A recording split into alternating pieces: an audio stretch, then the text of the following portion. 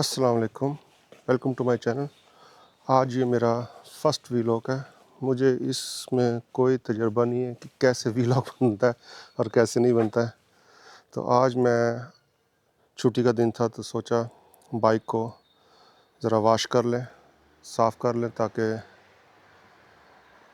नई मोटरसाइकिल है तो मैंने परसों सर्विस पे भी जाना है, तो मैंने कहा चलो आज वॉश कर लेते और साथ में वीडियो भी बना लेंगे मोटरसाइकिल की। तो मेरे साथ रहें। अब हम चलते हैं सर्विस स्टेशन की तरफ। तो अब तैयारी हो गई है।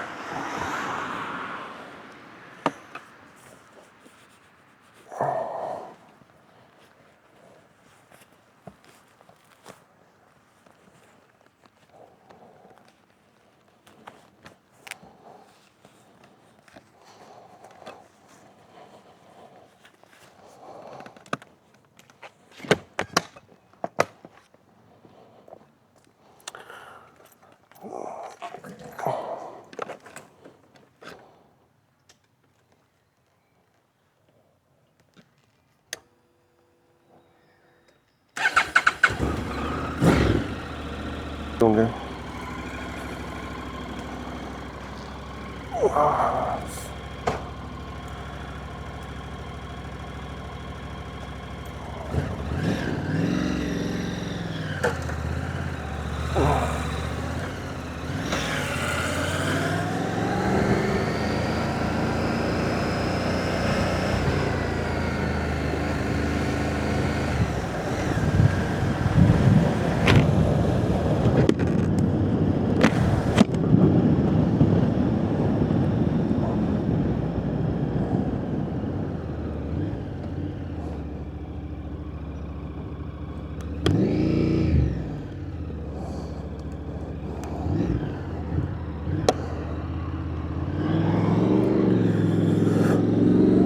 आज मौसम भी अच्छा है, धूप निकली हुई है ज़बरदस्त।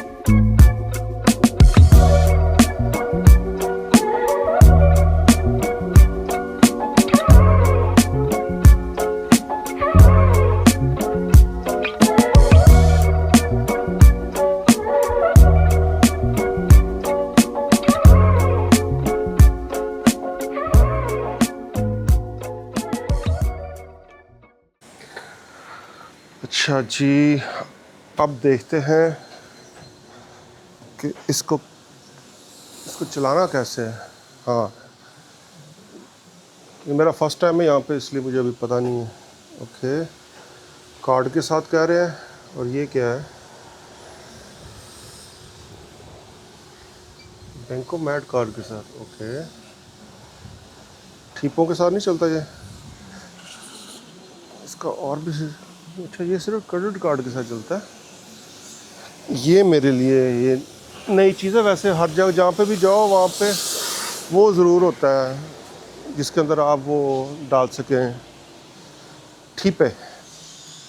ठीपों को क्या कहते हैं? पैसे ही कहते हैं। अच्छा,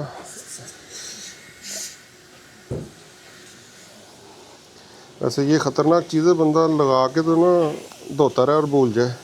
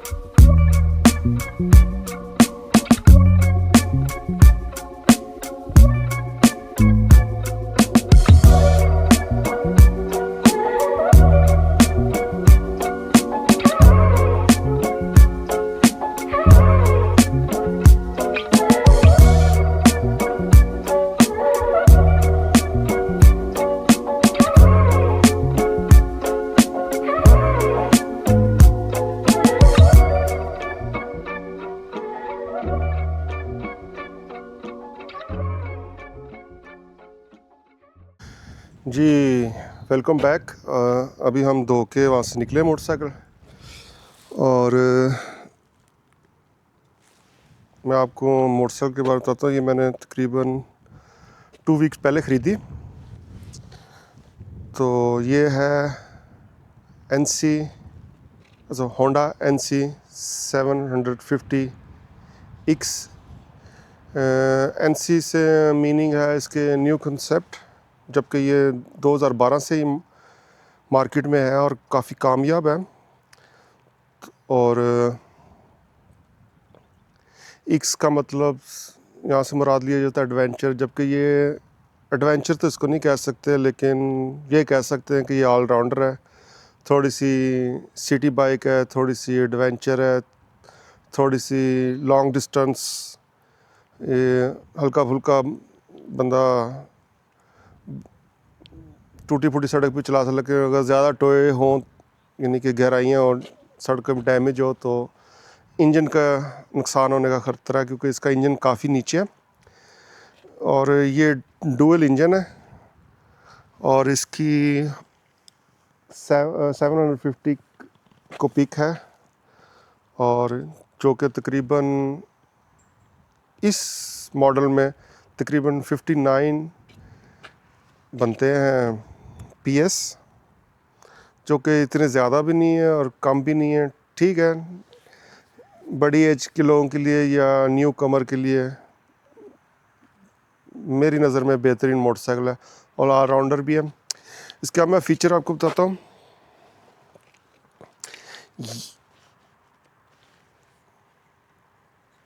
ये नॉर्मल लोगों के यहाँ पे टैंकी होती है पेट्रोल डलवाने के लिए, इसमें टैंकी नहीं है। इसके अंदर ये बनाया था हेलमेट के लिए, लेकिन मेरा हेलमेट तो इसके अंदर नहीं आता, तो इसको मैं स्टोरेज के लिए कुछ और चीज़ें वगैरह रख लेता हूँ।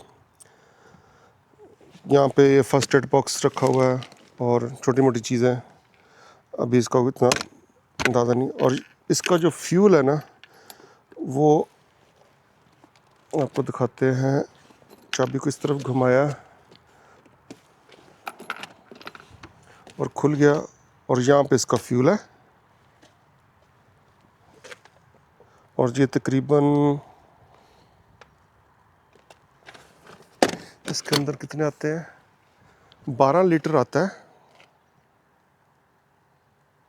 और इसकी एवरेज कंपनी तो कहती 3.5 पर 100 किलोमीटर, लेकिन मेरा अंदाज़ा है कि 4 से 4.25 लीटर। अच्छा 4 तो 100% है, या फिर बहुत स्लो स्लो चलाएं। तो मैंने तो अभी तक 3 दफ़ा टंकी फुल कराई है और मेरे हिसाब से तो 4 लीटर से थोड़ा सा ज़्यादा लेती है। बहरहाल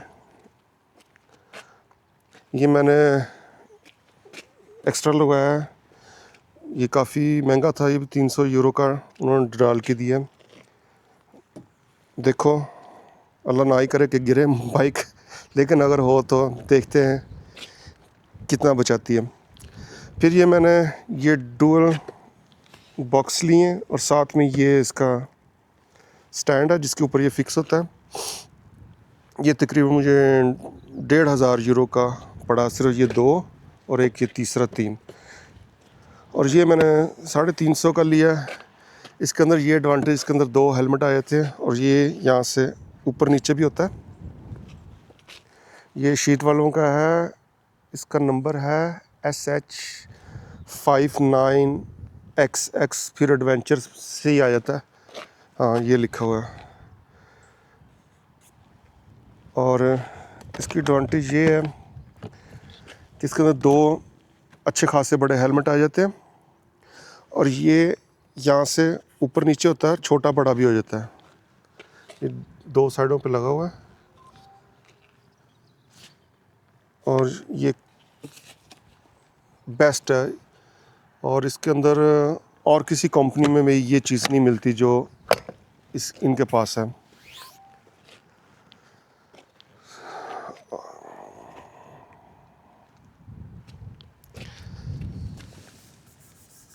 ये मुझे लगता पॉलिश करनी पड़ेगी। हाँ गर्द है, ये पॉलिश के साथ साफ हो जाएगा। ये जूतों के निशान लगने से ठीक। और जो ये 2025 मॉडल है और इसमें ये फ्रंट पे डबल ब्रेक है, इस साइड पे और इस साइड पे, जो कि पिछले साल तक सिंगल में आ रहा था, इसमें डबल है। हाँ ये मैंने विंड प्रोटेक्टर लगाए हैं और इससे काफ़ी हेल्प मिलती है। कम से कम सर्दियों में थोड़ी सी जो हवा है ना ठंडी, उसको रोकेगा, कम से कम हाथ नहीं फ्रीज़ होंगे। लेकिन ये मैंने चेंज करना है, इसमें एक डिफ़ॉल्ट आ रहा है कि ये जो चीज़ है ना, क्योंकि ये 25 मॉडल का नहीं है, ये पुराने मॉडल का है। तो मैंने कहा मोटरसाइकिल एक जैसी तो लग जाएगा, लेकिन बाद में पता चला ये चीज़ ना इसके साथ टच होती है। तो या तो इसको यहाँ से कुछ छोटा वाला चाहिए या कोई और कंपनी का चाहिए होगा। बहरहाल जैसे मिलेगा देखेंगे इंशाल्लाह। ये जो विंडशील्ड है इसकी अच्छी है, खूबसूरत लगती है, एडवेंचर। लेकिन ये है कि जब आप 80 से ऊपर जाते हैं तो हेलमेट के अंदर काफ़ी शोर आता है, हवा का प्रेशर। तो अगर ये बड़ी भी मिलती है, लेकिन वो भी 400 यूरो की, लेकिन वो भी इतनी अच्छी नहीं। तो दूसरी कंपनियों की है, वो अच्छी है, लेकिन मसला ये है कि मैंने वो एक ख़रीदी भी थी तो उनके ये जो सुराख थे ना उसमें डिफरेंट आ रहा है, क्योंकि ये न्यू मॉडल है। अभी इसके वो क्या उसको कहते हैं, डुप्लीकेट पार्ट नहीं आए। तो जैसे ही मार्केट में अवेलेबल होंगे तो वो मैंने चेंज करना है।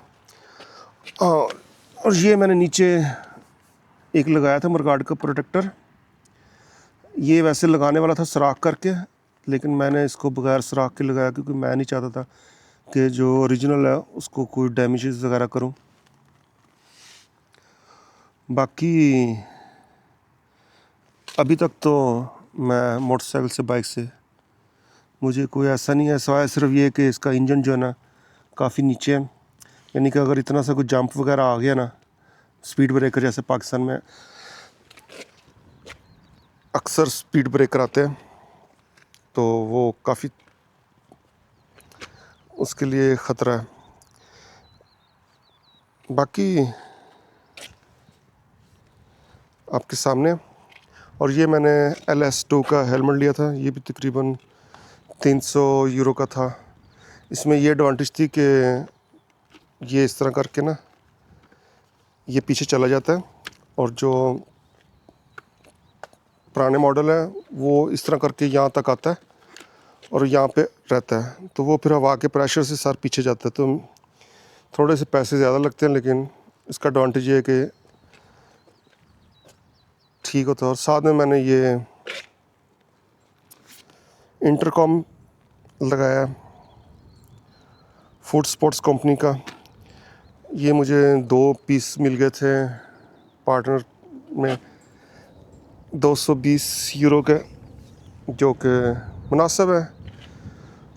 और इसका साउंड भी अच्छा है। तकरीबन इसके साथ 8 इंटरकॉम लोग आपस में कनेक्ट हो सकते हैं, या मेरे ख्याल से भी ज़्यादा। मैं 8 से 10, मैं तो अभी तक सिर्फ 2 को करके देखा है। तीसरा को जब मैं करता हूँ तो फिर पहले वाला गायब हो जाता है, पहले वाले को करता हूँ तो तीसरे वाला गायब हो जाता है। मुझे अभी इसकी थोड़ी सी समझ नहीं आई, तो इंशाल्लाह जैसे जैसे टाइम गुजरता जाएगा पता चलता जाएगा। वैसे भी इतना टाइम नहीं होता।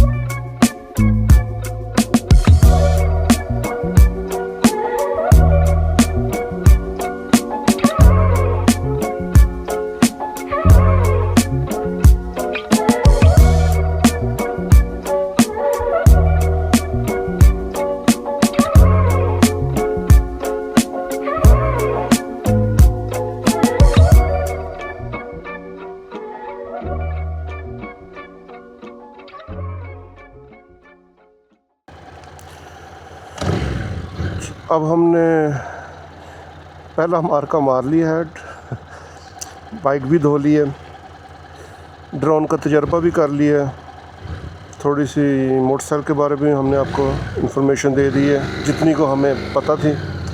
एक्सपर्ट तो हम है नहीं इन चीज़ों में। तो अब हम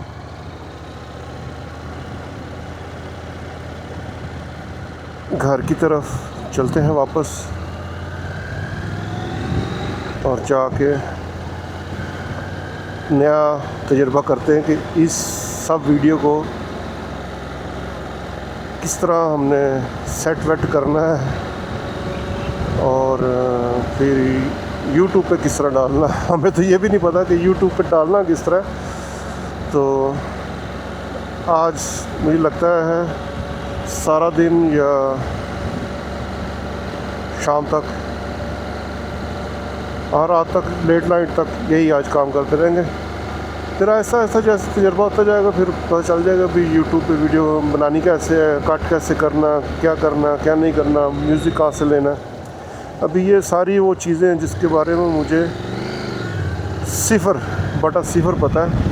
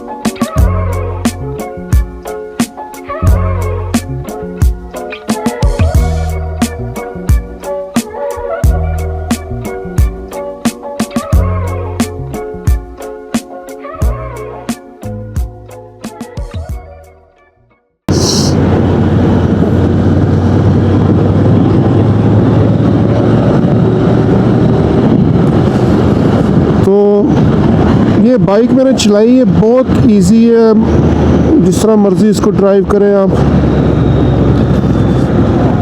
लेकिन ये है कि अगर खड़ी हो तो फिर इसको अगर थोड़ा पीछे करना पड़े पैरों के साथ तो पता चलता है अभी कोई बाइक है। जब तक चल रही है तो ऐसा लगता है जैसे बंदा हवा में उड़ रहा है, लेकिन जैसे ही खड़ी होती है और इसको थोड़ा सा आगे करना लग पता जाता है, पता चलता है कि भी 250 किलो है।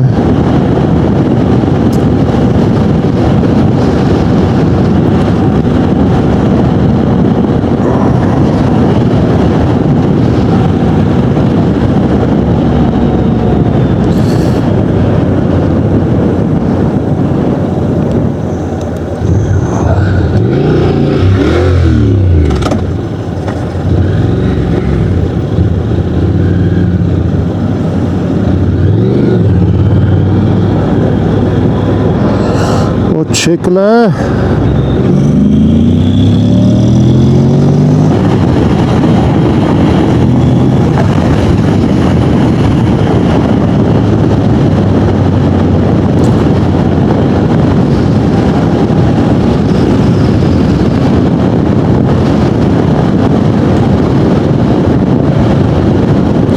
आज मौसम भी अच्छा है। मेरे ख्याल से इस वक्त कोई टेम्परेचर होगा, फीलिंग के हिसाब से कुछ 10 से 11 टेम्परेचर होगा। और मैंने सिर्फ एक लेदर की हल्की सी जैकेट पहनी है और ज़बरदस्त मौसम, यानी कि इस तरह का मौसम है ना मेरे लिए ज़बरदस्त।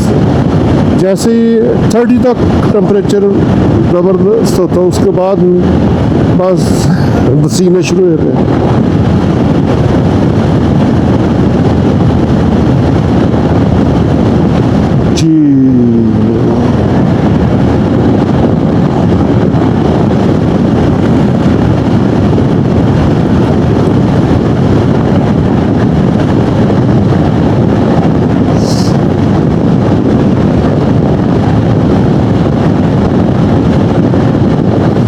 जैसे अगर इस स्पीड से बाइक चलाओ ना जहाँ पे, अगर ये है तो फिर 3.5 की एवरेज आएगी। लेकिन ये है कि आपको हमेशा वो बड़े गियरों में चलानी पड़ेगी। जैसे ही आप थोड़ा सा स्पीड पे जाते हैं ना,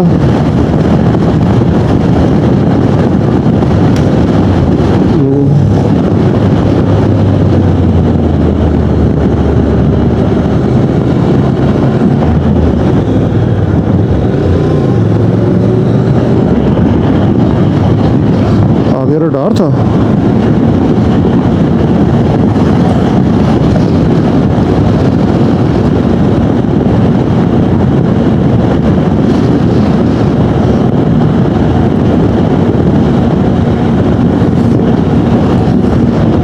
अच्छा, ये है यूरोप में कि आप जब भी ड्राइव करते हैं और हैवी बाइक वाले एक दूसरे को जब पास से गुजरते हैं तो ये हाथ के साथ, ये लेफ़्ट हाथ के साथ ये 2 उंगलियों का निशान ज़रूर करते हैं, एक दूसरे को हेलो बोलते हैं कि भी वेलकम टू बाइक क्लब।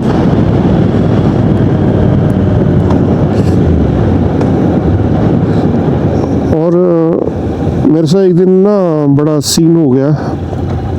पहला दिन था मेरा बाइक का कि दूसरा दिन था, तो मैं इसी तरह जा रहा हूँ और आगे से इशारा मेरा बंद है और मैं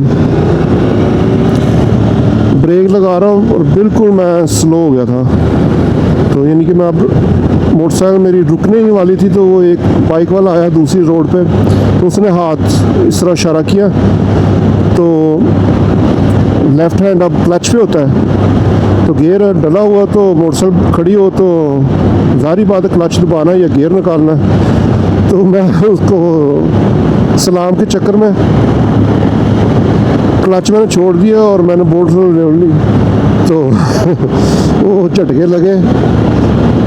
तो मैंने कहाँ मेरा दिमाग है इस वक्त। उसके बाद से मैंने अब ये बना लिया कि अगर मैं इशारे पर रुक रहा हूँ या ऐसा कोई मुझे करेगा तो मैंने हाथ नहीं उठाना क्लच से।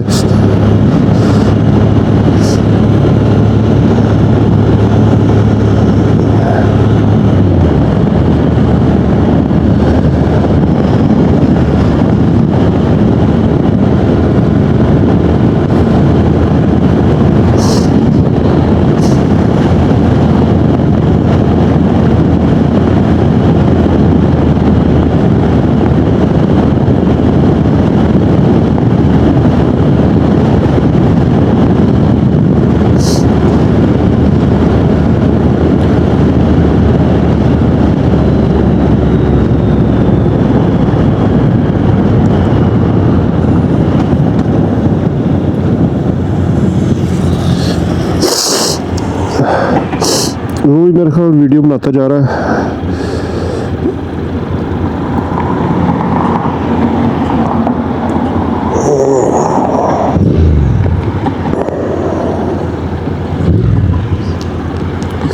अच्छा, इस मोटरसाइकिल का मुझे यानी कि ओरिजिनल जो इसका वो है ना सलेंसर, और उसके बावजूद भी इसका साउंड तकरीबन अच्छा है। ये नहीं कह सकता कि यार बहुत ही स्लो है, यानी कि इतना लाउड भी नहीं है और आहिस्ता भी नहीं है, एक मिक्स सा है, दरमियाना सा, ठीक है।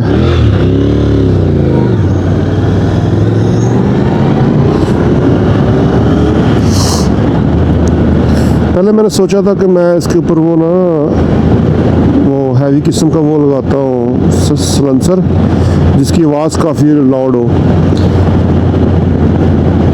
लेकिन ये मसला है कि जब भी वो फिर पुलिस वाले आपको बार बार रोकेंगे, फिर वो कहेंगे जी हमने इसकी आवाज़ चेक करनी है कितनी लाउड है। उनके पास वो ग्रेड्स मशीनें वगैरह होती हैं जिससे वो DCPL वो करते हैं चेक। तो अगर मिसाल के तौर पे कागज़ों में लिखा है 92, मेरे ख्याल इसका 92 DCPL है, तो वहाँ पे 95 96 आ गया, तो उन्होंने कहना जी ये ज़्यादा ऊंचा है, तो लिहाजा एक तो जुर्माना देंगे, साथ में कहेंगे आपके पास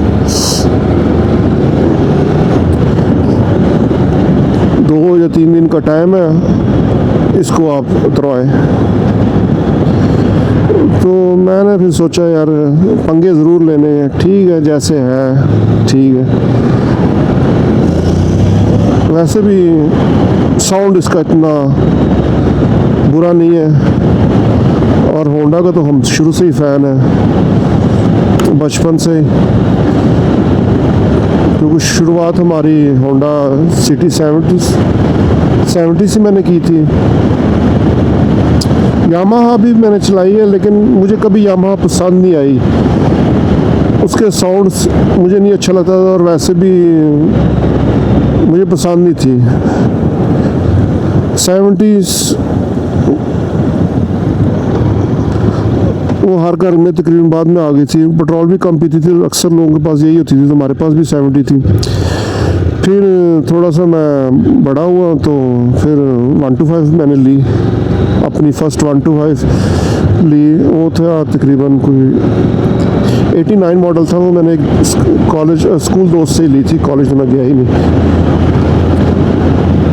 स्कूल के दोस्त से मैंने ली थी 89 मॉडल। तो बहुत ज़बरदस्त मोटरसाइकिल थी, उसको थोड़ी ट्यूनिंग श्यूनिंग करवा के मैंने उसको बनाया हुआ था, गुंडा टाइप बाइक, तो बड़ी ज़बरदस्त थी। तो उसके बाद मैंने ली थी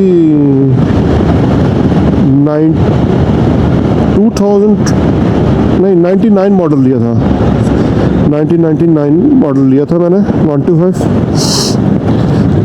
उसके बाद फिर मैं यूरोप में तकरीबन शिफ्ट हो गया, उसके बाद पाकिस्तान गया ही नहीं, तो वो बिक बुक गई सारी, बेच दी सारा कुछ। तो उसके बाद यहाँ पे मैंने ली थी बाइक, होंडा की ली थी 125 ही, लेकिन वो स्कूटी टाइप ली थी,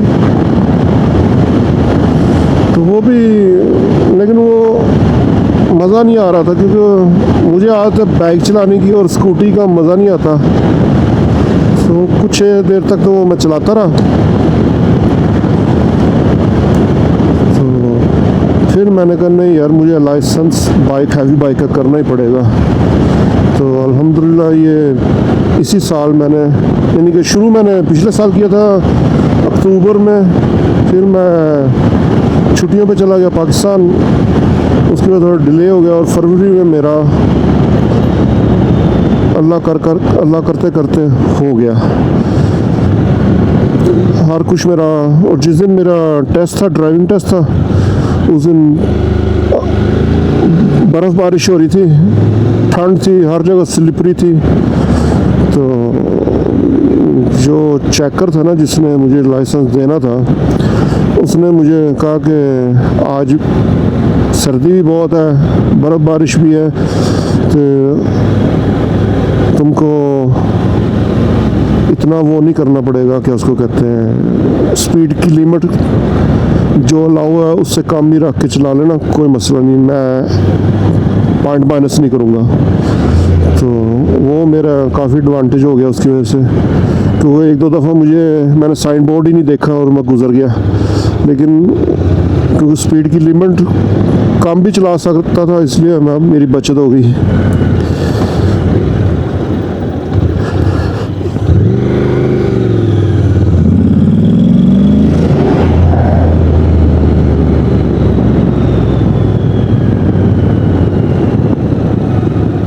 तो आज की वीडियो को यहाँ ही इख्तिताम, और बताइएगा कि वीडियो कैसी लगी, क्या कमी पेशी है, कोई मशवरा, कोई आइडिया कि मुझे क्या बेहतर करना चाहिए, क्या चेंज करना चाहिए, तो प्लीज़ कमेंट करें, लाइक करें, शेयर करें